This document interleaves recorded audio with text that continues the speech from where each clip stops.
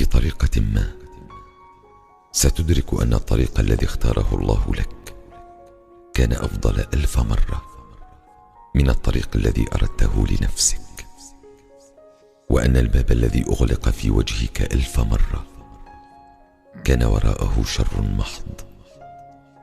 وأن اليد التي أفلتتك لم تكن تناسبك من البداية، وأن البلاء الذي أنهكك لم يكن سوى رحمة مهداة، وأن انهيار الأسباب من حولك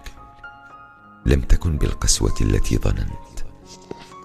وإنما هي سنة الله في خلقه، وأن الأمر الذي جافاك النوم من أجله لم يكن يستحق كل هذا، وأنك قلقت أكثر مما ينبغي. بطريقة ما ستدرك أنك لست مالك أمرك، وأن أمرك إن ضاق واستداق